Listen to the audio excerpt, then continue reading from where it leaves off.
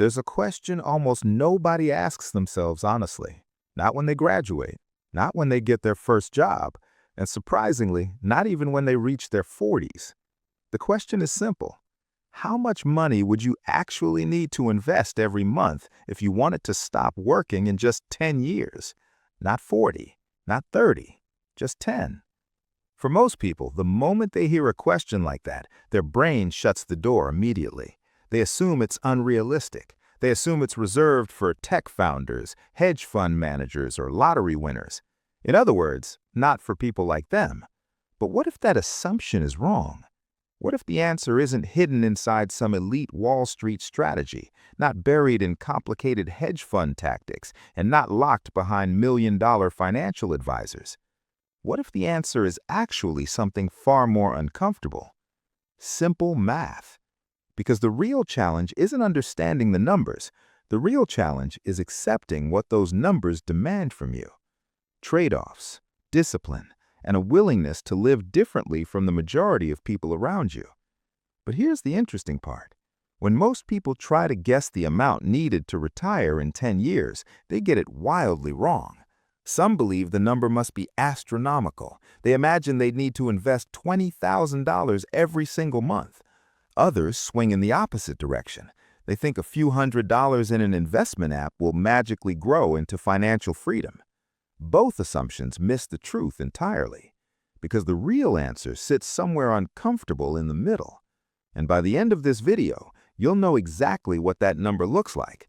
Not an estimate, not a motivational guess, the real figure, down to the dollar range that could buy back your freedom within a decade. But before we reveal it, we need to understand something deeper, because the reason most people never even attempt this has nothing to do with math. It has everything to do with the story society tells us about money. For most of our lives, we're taught a very specific timeline. Go to school, get a job, work for about 40 years, save a little along the way, and someday, when your energy is gone and your best years are behind you, you finally retire. That narrative has been repeated so often that people rarely question it. It feels like gravity, just the way life works. But here's something worth thinking about. Is that timeline actually the only way to live? Or is it simply the system that keeps people working the longest?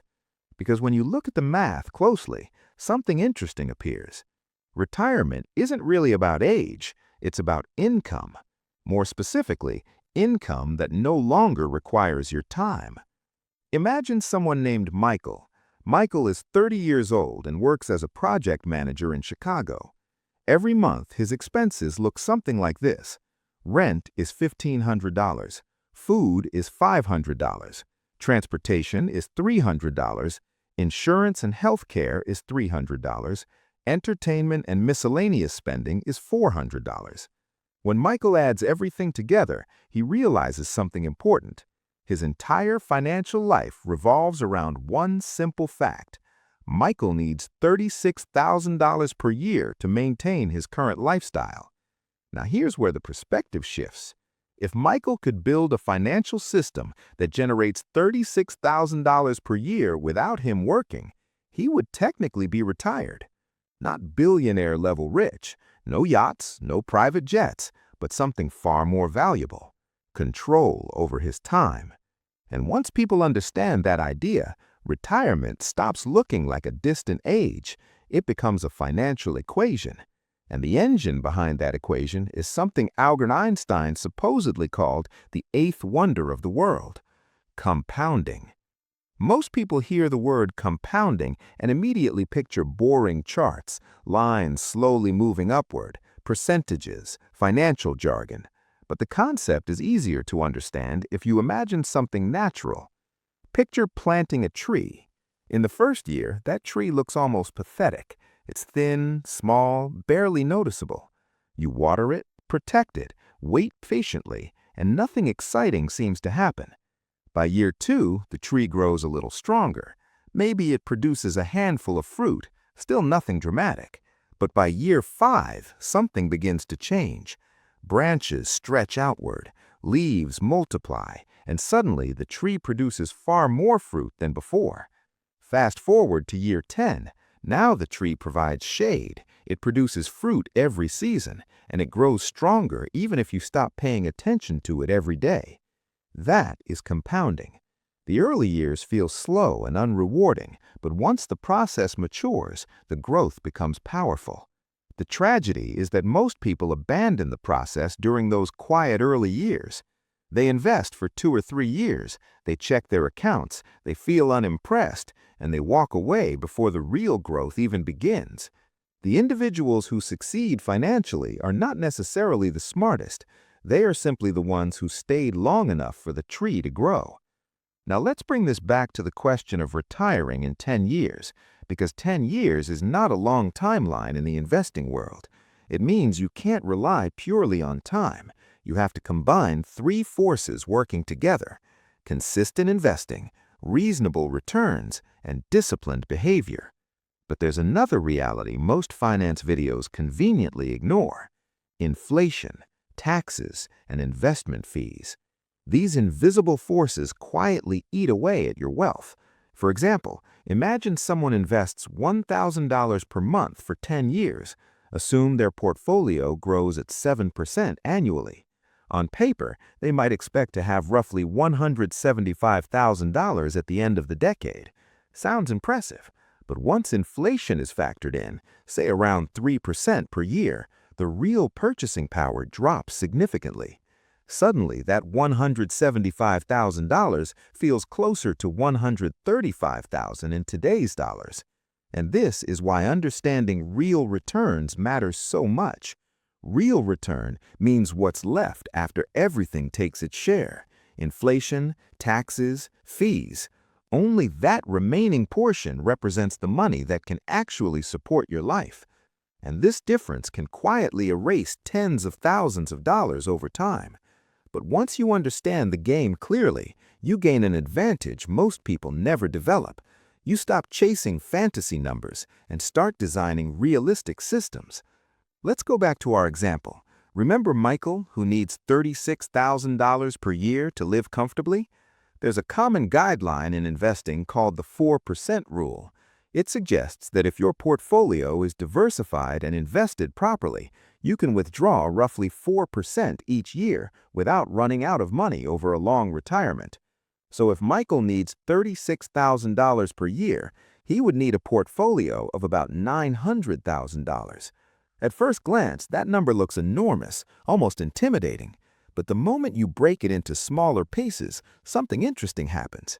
It becomes manageable. Because you are not saving $900,000 alone. It's real, not pocket change. Because the biggest obstacle to financial independence is rarely math, it's psychology. Markets fall, unexpected expenses appear, friends upgrade their lifestyles, social pressure grows, and suddenly sticking to the plan feels harder than quitting. That's why the smartest investors rely on systems, not motivation. Automatic transfers, automatic investments, automatic reinvestment of dividends. When money moves into investments without requiring constant decisions, discipline becomes far easier. Automation quietly removes emotion from the process, and emotion is often the most expensive factor in personal finance. Now imagine something for a moment. 10 years pass, you wake up on a Monday morning, but instead of rushing to work, you open your investment account. Your portfolio generated $4,000 this month while you slept. You didn't clock in, you didn't ask for permission for vacation days, you simply allowed your financial system to work. That is the moment people are actually chasing, not retirement itself. Freedom, the ability to choose how you spend your time. Of course, that freedom has a price, not in dollars alone, but in decisions. It requires saying no to certain things today, so you can say yes to almost anything later. Every unnecessary expense is not just money spent, it's time sold. When you begin to view money through that lens, priorities become clearer. Every dollar becomes a vote for immediate comfort or a vote for future freedom. And here's something important to remember. The timeline is flexible, the process is not. Maybe you can invest $4,000 per month and reach financial independence in 10 years. Maybe your situation allows $1,500 per month, which might take 15 years. But even 15 years is dramatically faster than the traditional retirement path, because the real victory is not the speed, it's the direction. Most people never start. Many who start stop too early. Only a small percentage continue long enough to see the compounding effect transform their finances. So the real question isn't whether early retirement is mathematically possible. The real question is much simpler.